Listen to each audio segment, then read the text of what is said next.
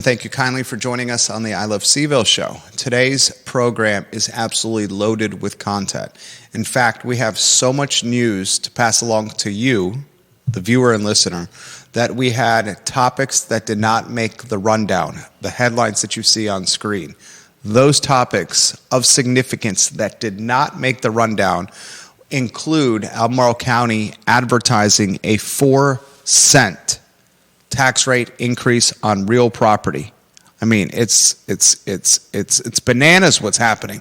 Albemarle County, ladies and gentlemen, upping the tax rate on personal property and on real estate at a time when we're all penny pinching. That did not make the rundown today. I mean, think about the significance of what we have to cover when Albemarle County is choosing to advertise real estate and personal property tax rate increases, and we don't have that in the headlines of today's show.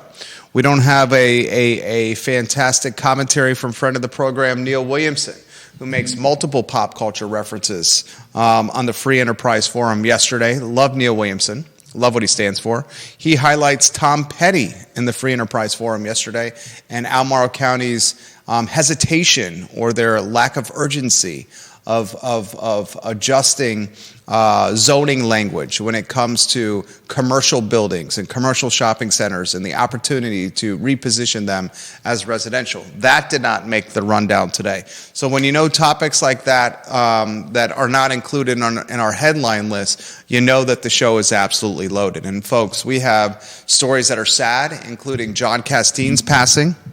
We have stories that are jaw-dropping, and Bert Ellis going on the record saying we're going to eviscerate diversity, equity, and inclusion at the University of Virginia.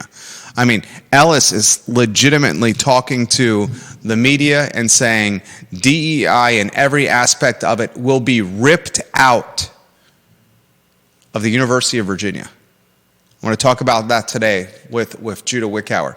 We're going to talk on today's program the collateral damage of Tesla coming to Stonefield. It is getting nasty out there. Is it O'Connell Capital Partners that owns Stonefield, Judah? I believe so. The firm out of New York that owns the second most expensive shopping center in all of Central Virginia, the First Barracks Road. We have a counter protest now being planned, Judah, by Musk supporters and Tesla supporters, led by Philip Andrew Hamilton. Yep. So we had a protest by Democrats and socialists and activists that were anti-Tesla at Stonefield. During that protest, there was a miniature counter-protest led by the Republicans and conservatives. Mm-hmm. And now the Republicans and conservatives are going to lead another counter-protest at the shops of Stonefield. The dealership, the gallery hasn't even opened yet. Yeah. What is going to happen when there's actually Teslas for sale in Stonefield? What is going to happen when Musk-led initiatives really start impacting Charlottesville? And that's a perfect segue to another headline. UVA School of Medicine, ladies and gentlemen, is facing Musk and Donald Trump budget cuts, revenue funding shortfalls. An estimated $25 million, the Augusta Free Press reports, the UVA School of Medicine is facing a $25 million reduction in funding thanks to Elon Musk.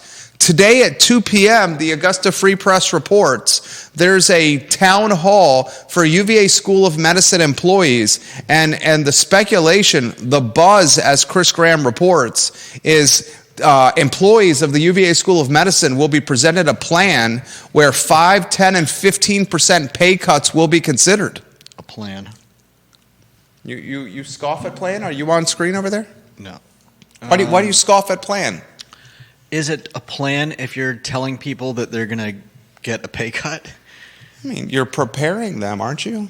I mean, if you're having a town hall, I mean, think about what's happening at UVA Health here. Dude, it continues to rain on the UVA Health and School of Medicine brand. Yeah, no doubt. It continues to be tarnished. Chris Graham has some choice words.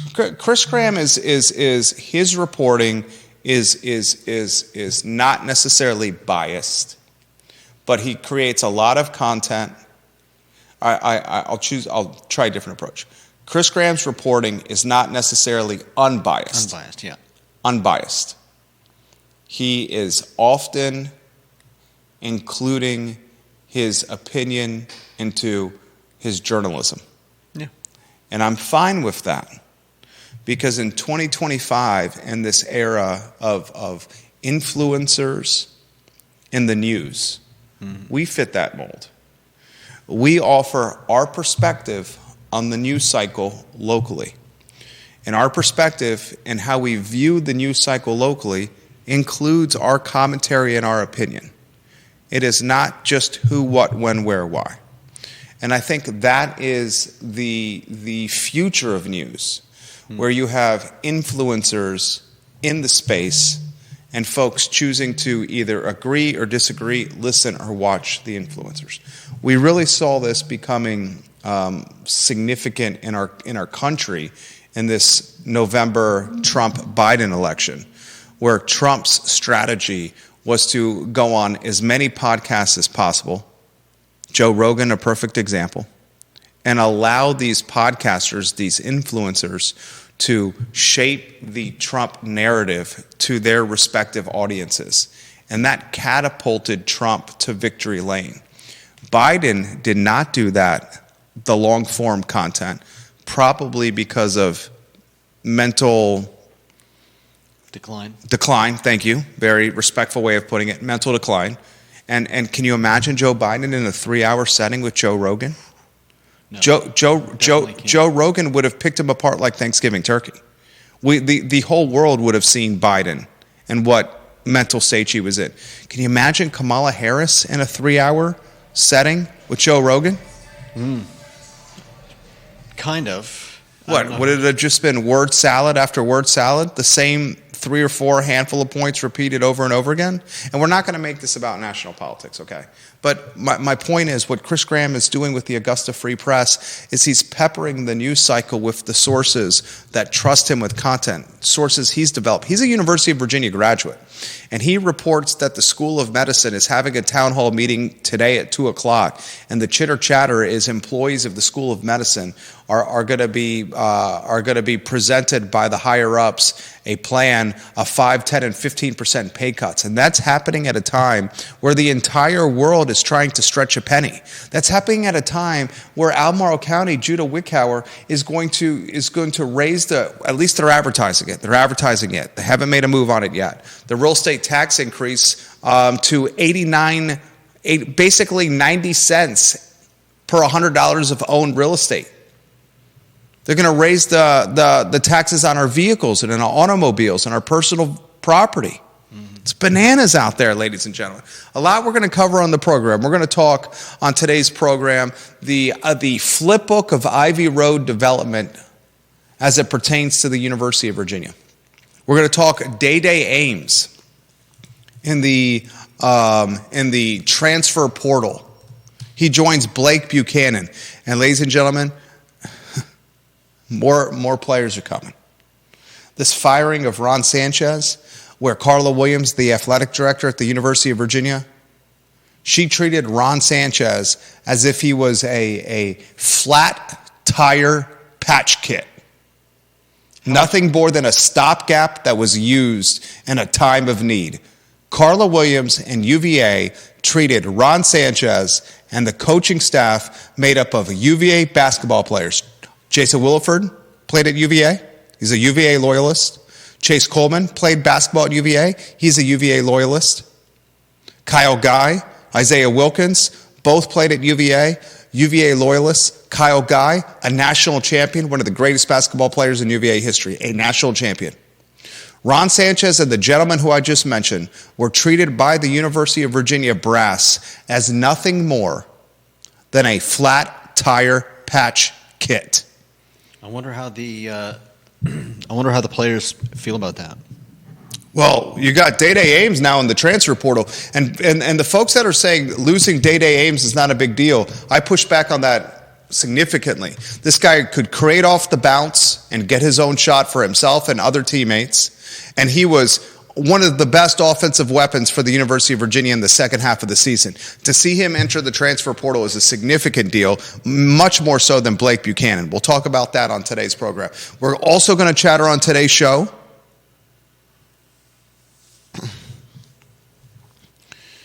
a comedy program at Pro Nata, if you could highlight that. Mm-hmm. Tim Shropshire coming to Pro Nata on March 27th. Tickets are $10. One of the best comedians in the country at Dr. John Shabe's Crozet location. You can get a table with your friends or your family, $10 entry fee if you'd like, and a couple of hours of fun at a brewery in Albemarle County.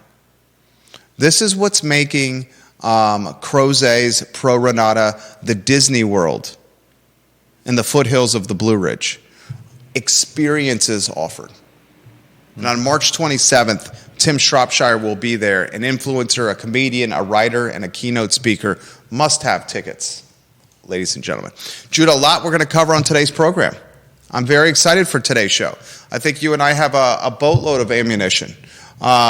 The headline that most intrigues you and why? Do we go John Casteen? I mean, have you guys seen that John Casteen is now dead?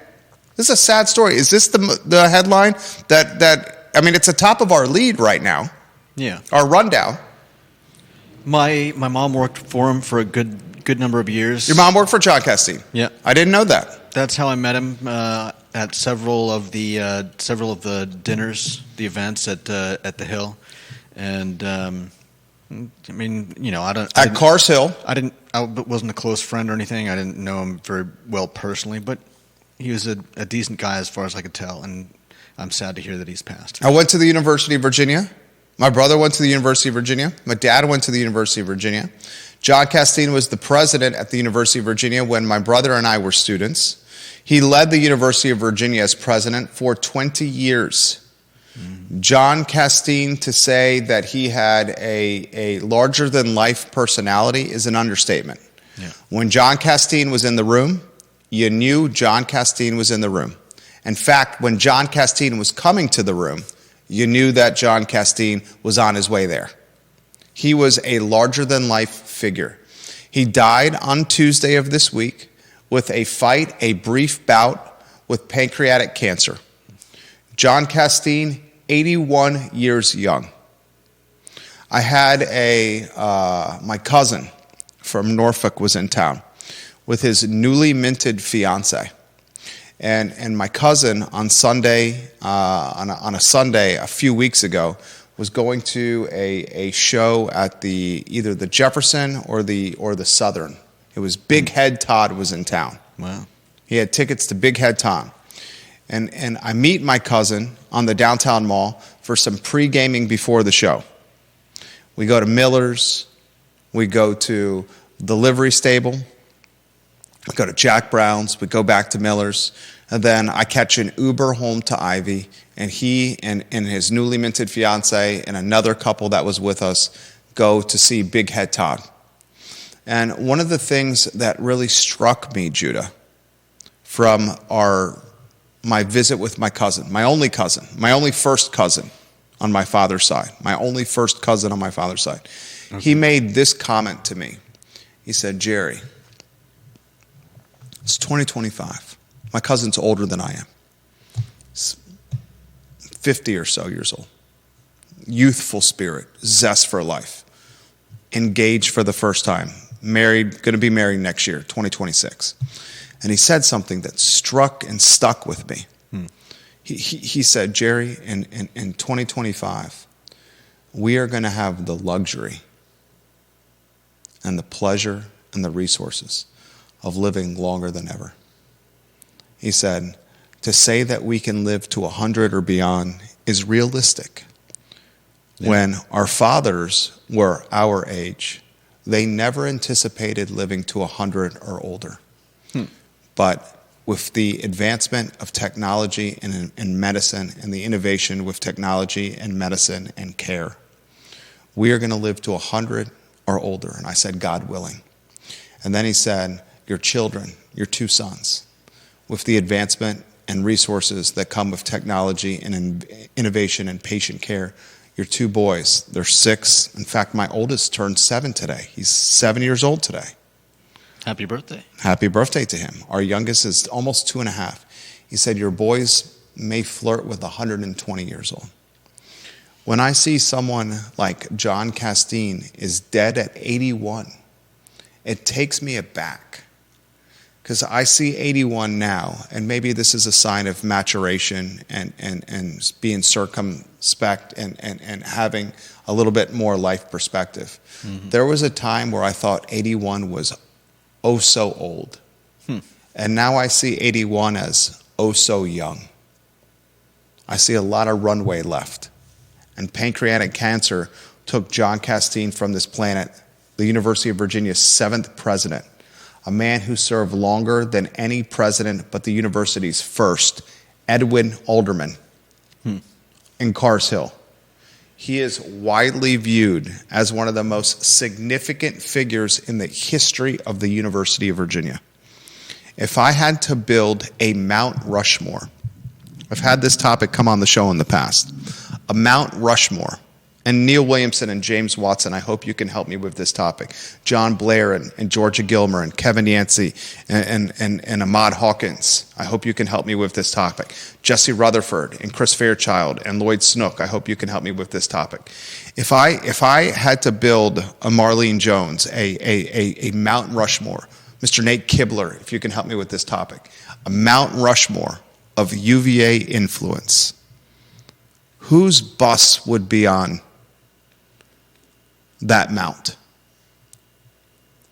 That's a question I have for you. I'm going to answer that question in 15 seconds. First, I want to celebrate Charlottesville Sanitary Supply. 60 consecutive years in business, Andrew Vermillion and John Vermillion. Let's help them get another 60 years and hit the 120 marker, the age I want my kids to live to.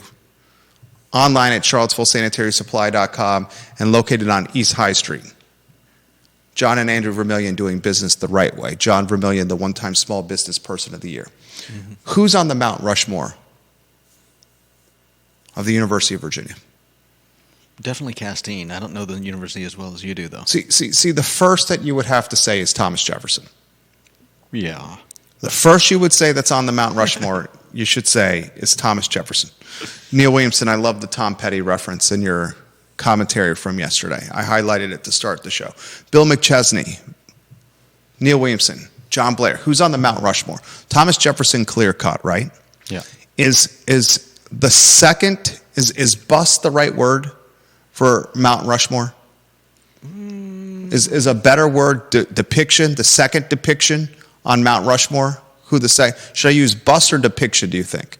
Bust isn't wrong, I don't think. So you say bust is good? Yeah, bust is good, I think. Okay, so the first bust is Thomas Jefferson. Am I right or wrong here, viewers and listeners? Yeah, he built it. Right? He's got to be number one, right? Is number 2 John Casteen? The second longest tenure of any president at the University of Virginia is number 2 John Casteen. He's credited with growing the University of Virginia endowment from $488 million to $5.1 billion. This insulated the institution from significant state budget cuts in the early 1990s. I want to highlight that again. Casteen is credited with increasing, upticking, growing the University of Virginia endowment from $488 million to $5.1 billion. That is a 10x plus increase in the endowment. News.virginia.edu, the UVA media arm, UVA Today, which you can find online at news.virginia.edu, has a fantastic, is it, what is it called? I'm at a loss for the word. Obituary for John Casteen. This man's administration was credited with admitting more women, international students, and minority students, while adding 20 new degree programs. He was the visionary behind Access UVA. He oversaw dramatic increases in financial aid, opening UVA to students who previously could not have considered attending. In a lot of ways, John Casteen may be rolling over in his grave right now as the UVA Board of Visitors, Bert, Ellis, and Youngkin's 13 of 17 appointments cut back and diminish a lot of what Casteen stood for. Is John Casteen, as you're putting lower thirds on screen, right? Mm-hmm. Number one, or number two on the UVA Mount Rushmore, with Thomas Jefferson being number one.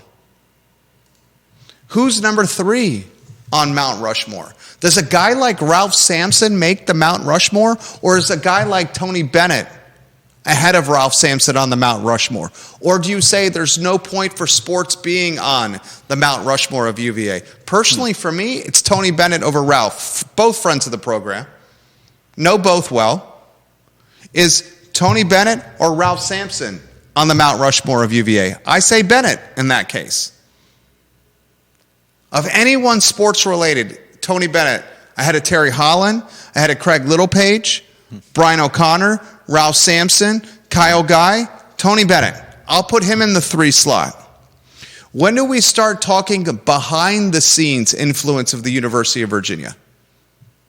When do we start talking Jaffrey Woodruff, friend of the program, fantastic squash player, the top contributor of donations in University of Virginia history behind the scenes, Jaffrey Woodruff, made the Data Science Center happen, made the MacArthur Squash Center happen. Very behind the scenes and very on the down low. I would say Jaffrey is on the Mount Rushmore of the University of Virginia with individuals with the most significance in the history of shaping UVA. I hope he hears this. I hope someone passes this along to my friend. Does Paul Manning get on that Mount Rushmore? Gave $100 million to the biotechnology Fontaine Manning Research Park. Is he on there? Neil Williamson says Leonard Sandridge deserves a position on the Mount Rushmore of UVA.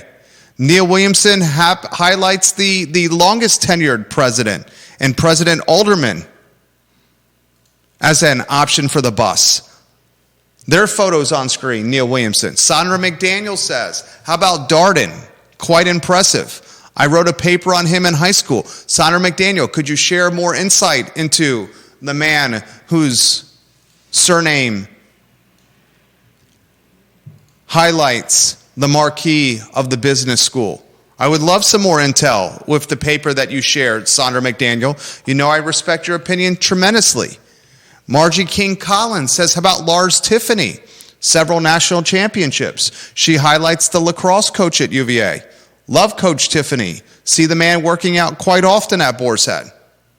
James Watson says it's due time. Edgar Allan Poe, Corin Capshaw, Tina Fey, Katie Couric, Tony Bennett, Chris Long, and Alexis Ohanian, the founder of Reddit. We're going to need a bigger mountain. This is a significant. It shows you the impact that UVA has, not just in the Commonwealth, not just in the country, but worldwide. I mean, Edgar Allan Poe, one of the most institutional names in all of literature.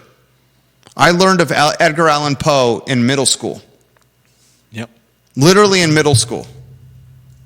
Corin Capshaw, one of the most successful entrepreneurs and movers and shakers in University of Virginia history, period. Corin Capshaw did not graduate from UVA, though.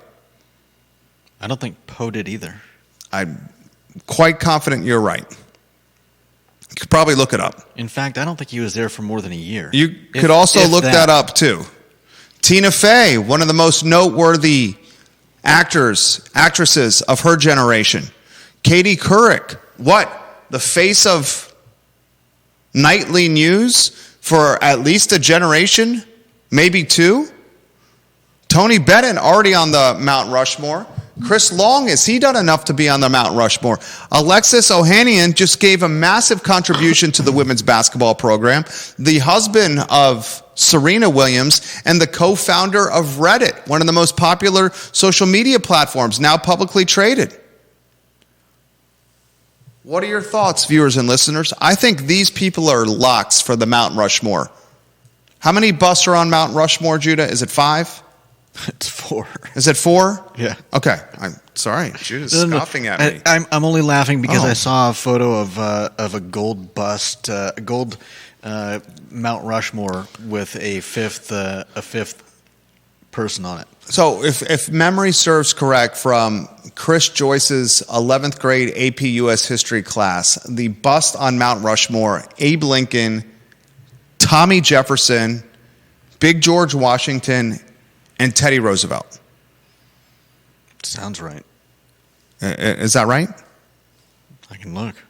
Abe, Teddy, Tommy, and George. I got a 5 on the AP history exam, by the way. 5 on the Spanish exam as well. Is that a good score? Oh, yeah. Okay. It's the top of the best score you can get. James Watson said, Judah's correct. Neither graduated from UVA, Corin or Edgar, but UVA takes credit for both. I think these are a lock for as the Casteen lower thirds are on screen. Thomas Jefferson, number 1. Yeah. John Casteen, who died Tuesday, number 2. Jaffrey Woodruff, the top donor at the University of Virginia, behind the scenes, the most influential. His hedge fund, QIM, behind the scenes, extremely influential in this community. And number 4, that one's up in the air. Do you put Tony Bennett on there? Do you put Leonard Sandridge on there? Do you put President Alderman on there? Do you put some of these other suggestions like Tina Fey, Katie Couric, Chris Long, Alexis Ohanian on there? Do you put Sandra McDaniels, Darden on there? Do you put Paul McIntyre on there, whose reputation in a lot of ways, his historical reputation, his legacy is a better term, is being tarnished by Charlottesville activist Paul McIntyre? Who is in the 4th bust slot, viewers and listeners? If you're just tuning into the program, the second longest tenure president at UVA, John Casteen, has passed away, dead at 81 after a fight with pancreatic cancer. The 7th president in University of Virginia history, a man who took the UVA endowment from $488 million to $5.1 billion, which helped insulate the University of Virginia from significant budget cuts. No doubt. The same cuts. Life is full circle. Similar cuts that university is facing right now. More on that in a moment. What are your thoughts, viewers and listeners? John Blair's got a comment. I was hoping John Blair would offer a comment. He says, congratulations on your son's birthday. Thank you, John Blair. I'm very proud of him, just like I know you are very proud of your fantastic son as well. He says, a Mount Rushmore implies 4 figures. Thomas Jefferson, he says, should be on there. Colgate Darden is the president who, as a former governor, really got the state to start funding UVA again. Casteen certainly brought UVA into its current status as a national university with a national fundraising profile. The last one is tough.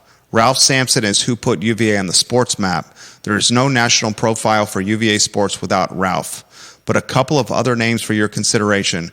Woodrow Wilson is probably the most famous alum of UVA. There is also a case for Joseph Cabell of Cabell Hall. I'm not really sure that UVA is founded without his help in the state legislature. And he also says George Welsh, the football coach, should be an honorable mention consideration. I'll tell you a story. You ready for a story? I pledged Phi Kappa Psi at the University of Virginia. This is the fraternity that's in the end of the Mad Bowl, the most iconic of all the fraternities. I'm not saying it's the best. I'm not saying it's the worst. I'm leaving my personal opinion. Of course I think it's the best. It's the one we joined. It's the one that's at the end of the Mad Bowl down Rugby Road. Can't miss it. Most iconic location. You pledge Phi Kappa Psi, you have to do a lot of stuff. What I had to do is very different than what the goats, the pledges, are doing now. And probably what I had to do was very different than what the goats, the pledges, had to do when my dad was at the University of Virginia. My brother followed me as a pledge at the University of Virginia, also at Phi Kappa Psi. On our composite, the composite is a large photo that highlights the photos of all the brothers. In the dead center of the composite is a picture of Woodrow Wilson, a Phi Kappa Psi, on our composite. We were proud that he was amongst our company at one time. Woodrow Wilson, is he on the Mount Rushmore of UVA? That's a challenging question, only picking 4 of the most influential and noteworthy to shape what is one of the best universities in the world, ladies and gentlemen. All right, it is now 1:05 on a glorious and gorgeous Thursday afternoon in the opening action of March Madness. Judah Wickower, the next headline for the viewers and listeners. James Watson said honorable mention should be Larry Sabato and Professor Julian Bond. James Watson, you make the program better. Your perspective and your command of history in this community is noteworthy, commendable, and appreciated, sir. Jeremy Wilson is watching in Tennessee. He says George Welsh should absolutely be on there. And Jeremy Wilson says, I disagree with Chris Graham of the Augusta Free Press on some of his political views, but he is a good journalist and he's probably a thorn in the athletic department's side. Chris Graham is a University of Virginia graduate. He's often outspoken against what the University of Virginia has done. And if you read his journalism like I often do, he is a card-carrying Democrat that often throws shade against Republicans and what he likes to highlight, MAGA Republicans, and a lot of his commentary, including in the commentary about the budget cuts the UVA School of Medicine is facing. What is the next headline we have, Judah Wickower? Bert Ellis and the UVA Board of Visitors eviscerate DEI. Oh my goodness. initiatives. Ladies and gentlemen, this story was in the Daily Progress today, and Bert Ellis, who no longer has a nickname on this show, we often nickname Bert Ellis something associated with a box cutter, but we don't do that anymore after hearing from the Ellis team. He is one of 13 of Youngkin's appointments on the Board of Visitors, and I believe is the most influential, the most significant pot stirrer, Certainly the most outspoken. And what could be the 2025 North Star of the Board of Visitors is the businessman from Georgia. He speaks on the record with the Daily Progress. Good job to Daily Progress writer Dmitry Martrosov.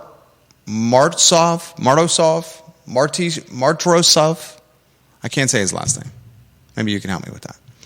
Bert Ellis says, and I quote, I'm going to read this verbatim. I'm going to quote it from Bert Ellis. Are you ready? Mm-hmm. I quote, this board unanimously voted to rip out the entire DEI infrastructure and everybody who works in the DEI infrastructure. Absolutely every aspect of it. Every aspect of every program. Every aspect of DEI is to be ripped out, shredded, terminated. End quote. I can't make that up. He utilizes verbs ripped out, shredded, terminated to describe DEI's future at UVA. He issues this statement because the rector, Robert Hardy, initially tried to diminish what the board intended to do with diversity, equity, and inclusion. Robert Hardy, I would say more center-aisled or more left-leaning. Bert Ellis, I would not say is center-aisled. I would say is very conservative. And the rector, Robert Hardy, who clearly is losing power and influence on the Board of Visitors. This guy donated a massive amount of money to the athletic department. Has the football facility, the new football facility named after him, Robert Hardy, he and his wife. Robert Hardy's the guy that owns Keswick Hall. other hotel properties, including, I believe, does he own the Jefferson? Does his family own the Jefferson Hotel? The Jefferson Hotel Richmond owner. Maybe not. I know Robert Hardy. He owns definitely owns Keswick. Let's see if I can do a quick Google search. What hotels does Robert Hardy own? There's one in Tennessee. Okay, he owns the Keswick Hall in Keswick, Virginia, and the Hermitage Hotel in Nashville. He's the co-chairman and CEO of H7 Holdings, LLC. He's the rector of the Board of Visitors. And the rector of the Board of Visitors is having his influence chopped out from under him by Bert Ellis and the fact that Youngkin has 13 of 17 appointments on the board. And Ellis is the captain of the 13. Ellis is the alpha dog of the 13. Every sports team, there's an alpha dog. The alpha dog isn't the biggest. Doesn't have to be the biggest. The alpha dog doesn't have to be the fastest. The alpha dog doesn't have to be the strongest. The alpha dog doesn't have to be the loudest. The alpha dog has qualities that are undisputed. Ellis has those qualities. His swagger, how he carries himself, his willingness to say the uncomfortable, thick-skinned. It reminds me of the statement or the phrase, it's not the size of the dog that matters. It's the size of the fight and the dog that matters. And Ellis is now going on victory, on record, and he's saying, you know what? Robert Hardy, the rector, he tried to diminish what the Board of Visitors was going to do with diversity, equity, and inclusion. I'm going to go on record in my personal capacity, not speaking for the board, but just speaking for me personally, Bert Ellis. I'm going to tell you, this is what we're going to do to DEI at UVA. We're going to rip it out, we're going to shred it, and we're going to terminate it. His words. And now Glenn Youngkin is going on a national media tour. The man who appointed 13 of 17 to the BOV. And he says, DEI is done at UVA. Today, the University of Virginia Board of Visitors voted for common sense, saying no to illegal discrimination and yes to merit-based opportunity. Youngkin and the board have given Jim Ryan 30 days to report back on compliance when it comes to DEI. They are going to stick Jim Ryan's... Wait. I was going to say something a little graphic there. That was my guess, too. Something in a vice. Choosing my words. I can see where that went. Can you help me with this one? They're going to hold Jim Ryan accountable. How's that? They're going to hold the president of UVA accountable and make sure that he leads a charge that Bert Ellis's words terminates, rips, and shreds DEI away from the University of Virginia.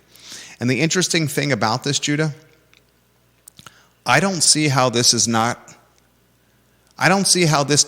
lead to firings or pink slips for people tied to the DEI department. Yeah. Jim Ryan told the board that there's 55 people who primarily work in DEI. The board pushes back on that and says that, well, there's really more than that. Yeah, we think there might be more. We think you're also spending more than you say you are. Yeah, so what Ryan's trying to do, the president of UVA, is he's trying to diminish the impact of DEI. Where less than 2 years ago, just a little while ago, they were championing DEI. And they were highlighting that this is one of our important momentums and initiatives and waving the flag. I think what he's doing, he's trying to hide some of it. Look, of course that's what he's trying to do. Because he knows the BOV is going to try to, rip it, terminate it, shred it. And the more that's obvious out there, the more ripping, terminating, and shredding happens. Which means people will lose their jobs. Yeah. People will be fired tied to the University of Virginia. Mm-hmm. So Ryan's now trying to do defense mode. He's trying to be strategic. God, is the most unwanted job, I hope Jim Ryan hears this, is the most unwanted job in Central Virginia right now Jim Ryan's job? Probably. I mean, dude literally is dealing with a board that's his boss that wants him to fire people, is putting his nuts in a vice. Oh, man. Putting his nuts in a vice with the health system. Putting his beans on the fire. Putting his beans on the fire with the UVA health system fraud and medical chart changing. Mm-hmm. The pro-Palestine pepper spray, he's the fall guy for that. Yeah. Do we think Jim Ryan wanted the Virginia State Police to pepper spray students? I feel like that's the last thing he would do. The last thing he would do. But he's become the fall guy for that. Yeah. He's the fall guy, Jim Ryan, for not releasing the triple murder football player report. 2 reports he won't be releasing. He won't release the health system report. Is he going to release the report, the investigative report on the pro-Palestine pepper spraying protest from May of last year? We're about a year removed from that. We still don't have that report. Jim Ryan's now going to have to shit can people that are tied to DEI. The board's telling him to do that. Which he was championing. Which he was not just championing, he was waving the flag. He was doing the Boston Marathon and the New York, the marathons that he does in the 7 a.m. runs around grounds, basically carrying the DEI flag. I mean, dude makes what?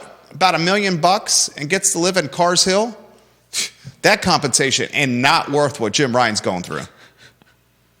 You want to see a man that's aged and weathered?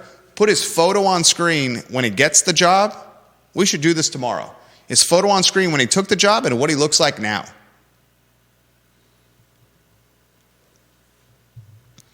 Bert Ellis, good Lord. And you know what the sad thing is? I said this earlier in the week. The DEI apparatus had to be reimagined. It was bloated.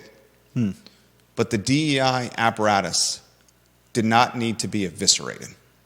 You think? There was some middle ground here. But what UVA did not do, they didn't see the forest through the trees. When they took the DEI apparatus, the initiative, and they put it front and center, and they made it the narrative, it made the initiative and the apparatus attract attention. And that attention, that bloated payroll, became in the crossfire, got in the crossfire of very powerful and influential people. Most noteworthy, the governor and Bert Ellis. And now they made it a priority to take a Tommy gun and blow Swiss cheese type holes into the apparatus, into the initiative. And now it went from one end of the 180-degree spectrum to the other opposite end of the 180-degree spectrum. And this apparatus, this initiative, is quintessential microcosm 2025 in America. And 2025 in America is no longer the Ronald Reagan ideology, JFK ideology. It's no longer the agree to disagree ideology. It's no longer the we don't agree on this, but we can drink a bourbon and have an emperor of clouds and break some bread and eat some steak frites or a steakhouse at Citizen. We hate you. 2025 is now on a gorgeous and glorious Saturday afternoon. We choose to spend our afternoons protesting an empty storefront in Stonefield because some electric vehicles are going to be sold there. It's not that it used to be this. I don't support the Tesla dealership coming here, but this is a 70-degree Saturday and damn near close to spring. I have things better to do than to hold up signs that were hideously caricatured and spend my afternoon with strangers screaming into the wind that no one can hear but like-minded individuals like myself. Listen to the mindset. 200 people go to a building doesn't even have a sign on it.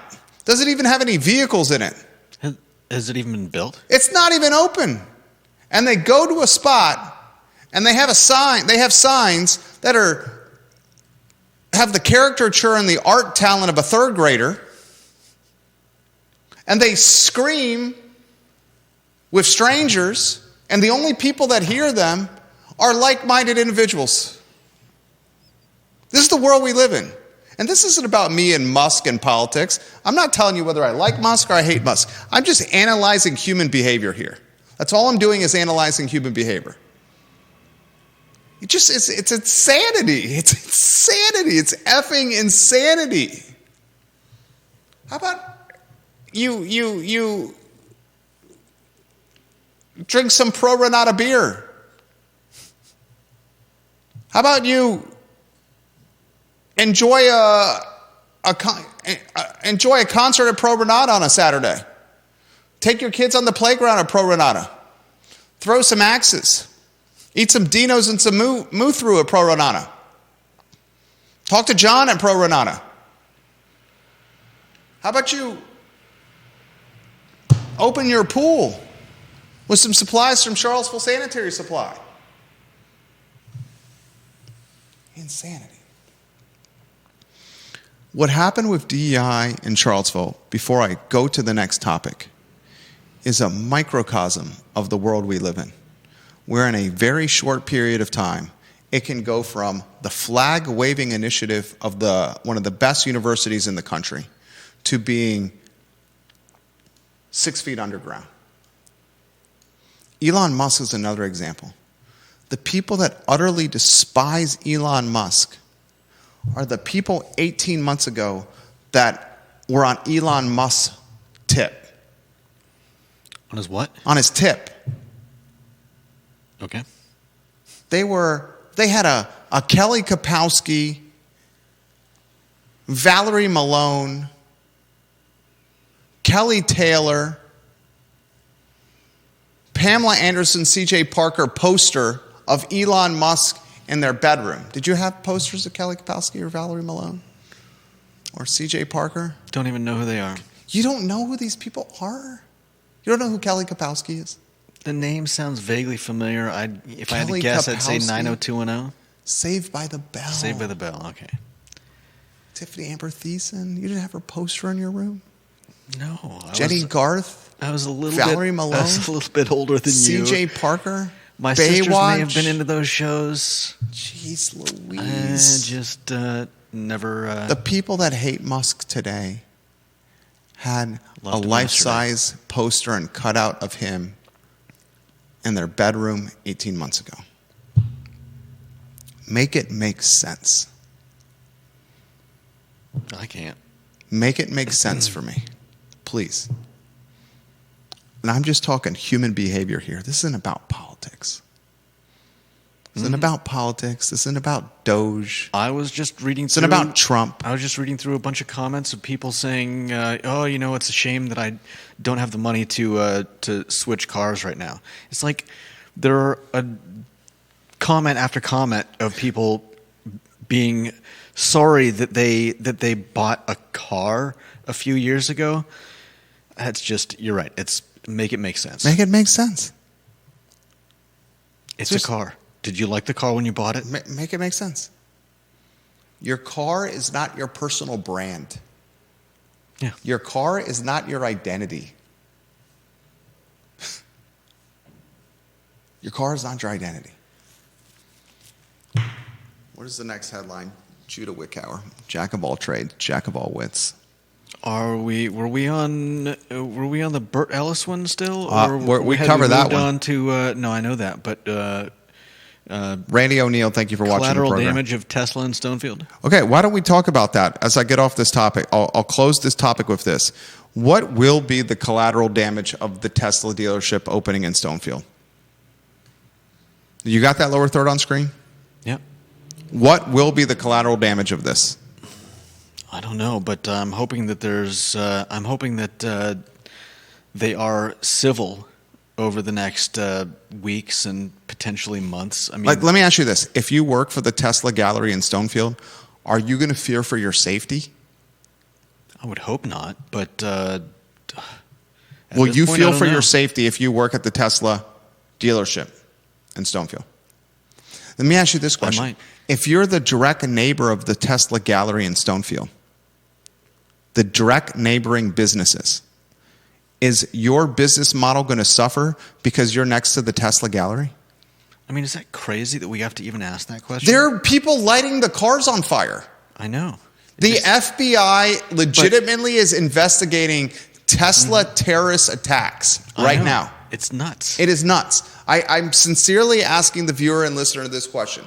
Stonefield, when this dealership, this gallery opens, and you're the neighbor to this gallery, can you ask O'Connell Partners for a reduction in rent?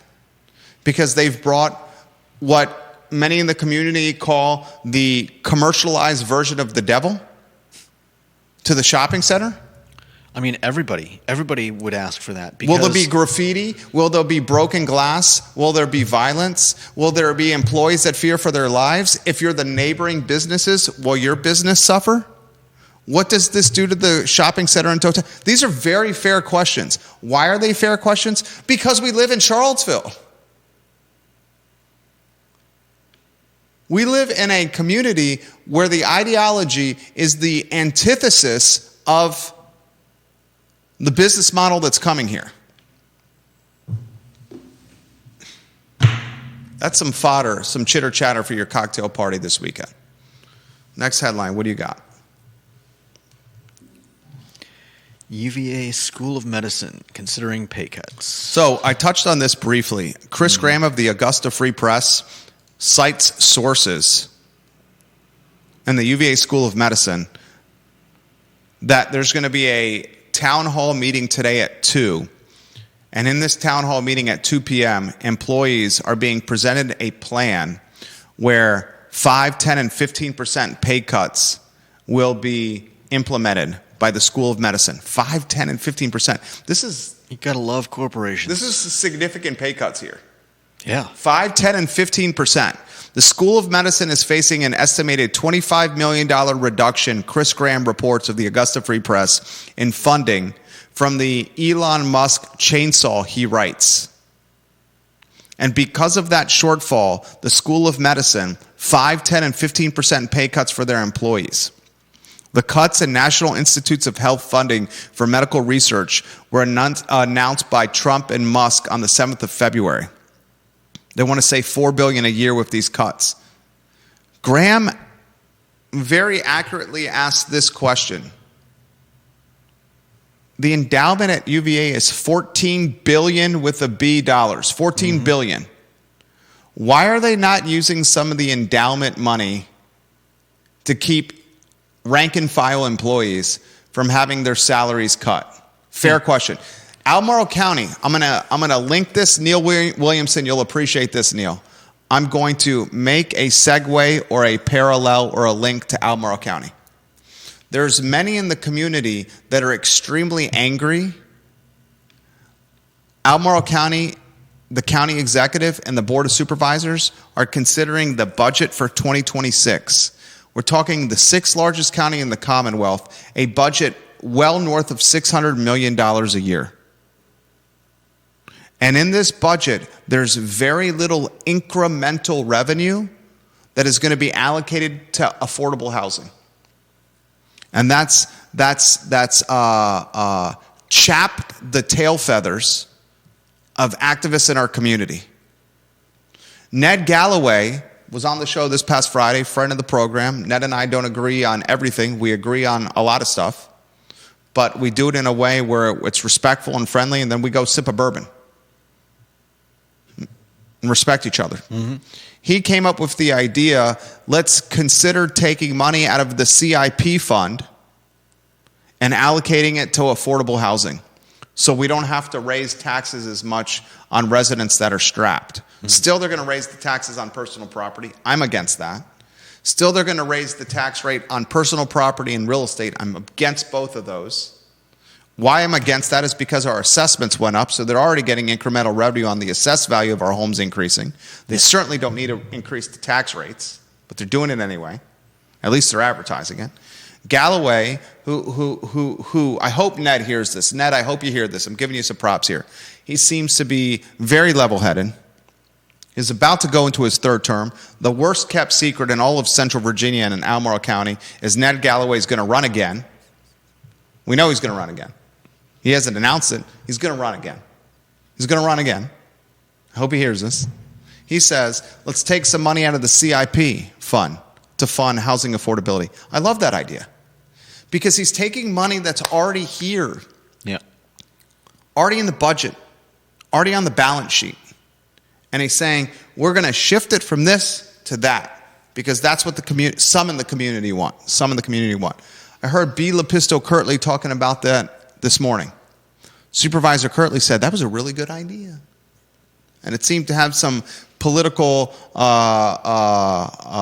pull or a political cachet, willingness. Galloway's approach to funding shortfall is good. UVA, will you follow suit by taking money out of your $14 billion endowment? What was the number Rob Neal suggested to us the other day? A $14 billion, my calculator doesn't even go up that high. At a 6% return, it's like, what was the return I said? Was it like $800 million? I don't remember. Is that too much? No, that makes sense. Because 10% of $14 billion is $1.4 billion. So if you get a 6% return on a $14+ billion endowment, you're talking what, 800 and some million return? Why don't we use some of that to keep the rank and file at the School of Medicine from taking a cut of their pay? Right. Jeez Louise. That's essentially what Graham says. He says that $25 million would seem to be a drop in the bucket at UVA, a school with a $5.8 billion annual budget and $14.2 billion endowment. And then his sarcasm comes out. Wild idea here. The endowment is there for a reason, right? Yeah. Neil Williamson, president of the Free Enterprise Forum, said, I would not be surprised if, considering the current stock performance, Tesla sales expansion plans shift and the Charlottesville store never opens. All right, how about a prop bet? Let's do a prop bet, Judah. Let's you and I do a prop bet. A 750 milliliter bottle of 75 and under. It's got to be between $50 and $75. Brown juice. I really like the Macallan 12 that you bought the studio bar. So do I. Do you want to do a prop bet on the Tesla gallery opening? Not really. Why not? God, why don't you like to gamble? Because I have notorious bad luck. There's no such thing as bad luck. There's no such thing as bad luck. We make our own luck in life. And we make our own luck in life by the work we put into whatever we're doing, by the practice we put into whatever we're doing, and by the decision making and by hedging outcomes. Some of us are just better at it than others. Tesla dealership opening in Stonefield. Do you think it's going to open or do you not think it's going to open? I think it's going to open.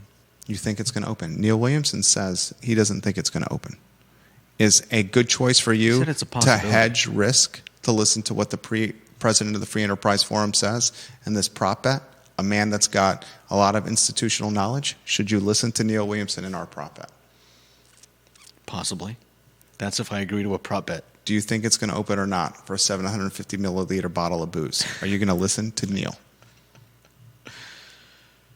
I'm not agreeing to a prop bet, but I think it's going to open. So you're going to go against what Neil is saying? Are we going to prop bet? No. Why aren't we going to prop bet?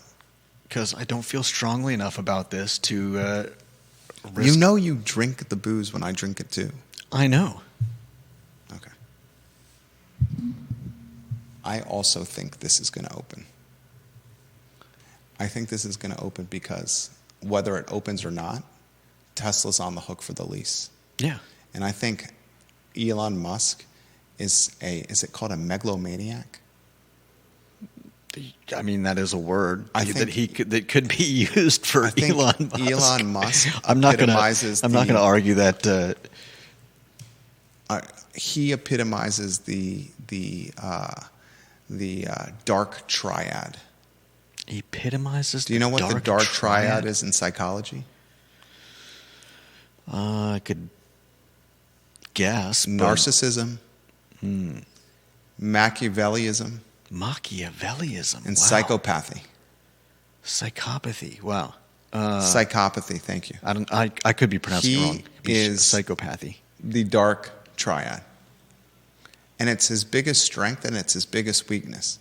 And what haters don't realize, the people that are burning his vehicles do not realize, the people that are protesting his dealerships don't realize that this level of hate and protest and violence is pun intended, fueling his fire and Do you driving think he gets him. off on this? He gets off on this. I know the personality type extremely well. I know the personality type inside and out, the dark triad. He loves this, embraces it. It motivates him. It gets him up earlier in the morning. It drives him to levels of OCD, levels of 19-hour workdays. He notoriously sleeps at work and not in his house. It drives him. I think that thing opens. Sandra McDaniel says she bets it will open. Bill McChesney says he has calls for him to resign from Tesla. That's not going to happen. Do you think it's going to open, viewers and listeners? I think it's absolutely going to open. Yeah. My reasoning is the same as yours. There's a lease in place. Well, regardless of the lease, it would make him look weak. And there's few things Musk wants more than looking weak. Okay, but I seriously doubt that the Stonefield gallery is even on his radar. I disagree. You disagree? I disagree. I think Okay. he is privy and aware of more than we give him credit for. Because you're probably dealing with, and this is not me pro-Musk or me anti-Musk, you're dealing with someone that is probably on the autistic spectrum, on the genius IQ spectrum, on the dark triad spectrum, OCD spectrum. People of this level of high functionality are unique would be a nice way of putting it. All right. It's the 1:37 marker on a glorious and gorgeous Thursday afternoon in our building in downtown Charlottesville. Next headlines, Judah Wickauer, what do you have? Next up is the Flipbook. Man, I'm going to have to save this for tomorrow again. I didn't do it yesterday. I'm going to do it again tomorrow. Save it again tomorrow. I promise you, I will talk about the University of Virginia's influence on the Ivy Road corridor. I promise you. Their $20-some million purchase of Ivy Square Shopping Center, where Foods of All Nations is located.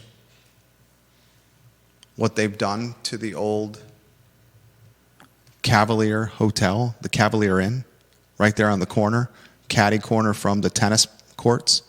There used to be a hotel there. Data science, Karsh Institute, their plans for building student housing for second years on Ivy Road, dropping $20 million on Ivy Square. I will straight up tell you right now, some of the most valuable real estate in the city of Charlottesville is a afterthought, redheaded stepchild shopping center named the University Shopping Center, where the Papa John's is located, where Tokyo Rose used to be located, where my favorite shop, the tennis shop owned by Lou Stevens, is located. There's a nail salon there. There's a Chinese restaurant there. That eclectic and redheaded stepchild shopping center is office condos, and they're owned by a handful of people. Hunter Craig's got a position in there. That shopping center, most notably the dirt under the shopping center, some of the most valuable real estate in the city of Charlottesville, ladies and gentlemen. And no one could get control of it because they're office condos. And I know all about office condos as someone who owns the largest position of office condos in the building we're sitting in right now. Is the last headline Blake Buchanan and Day-Day Ames? Yep. Day-Day Ames has entered the transfer portal. He has been on grounds for 1 year. He transferred from Kansas State, where he played basketball his freshman year. He played basketball his sophomore year this past season at UVA. He started the year off rough, but he finished the year off strong.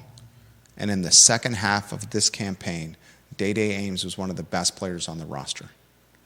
With Day-Day entering the transfer portal and Blake Buchanan, I assure you others will follow. It's like a game of dominoes. It's like a house of cards. And this is why I highlighted that what Carla Williams and the athletic department did to Ron Sanchez, where they treated the coach like a flat tire patch kit, nothing more than a stopgap that was used for their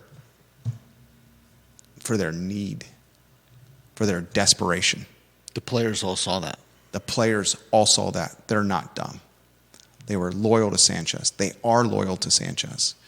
And Sanchez was treated like doo-doo on the bottom of your shoe, fired in a hotel room in Charlotte a couple hours after he loses to Georgia Tech in the ACC tournament. They don't even let him get back to his house and his family and his kids. They don't even call him into the office of the boss to fire him face to face. Yep. They fire him when he's alone with his Samsonite suitcase in a hotel in another state after the season ended in disappointment, after they allowed him to go to a press conference after the game and have questions from the media. Are you going to be the coach next year? Ooh. And he answers the question, yes, I've done enough to coach this team next year. Wow. On the record, in the media, cameras and reporters and recorders in front of him. And then he leaves that press conference to go pick up his Samsonite in his hotel when he's by himself, and he finds out he's fired. And the players saw that. And the players are loyal to Sanchez.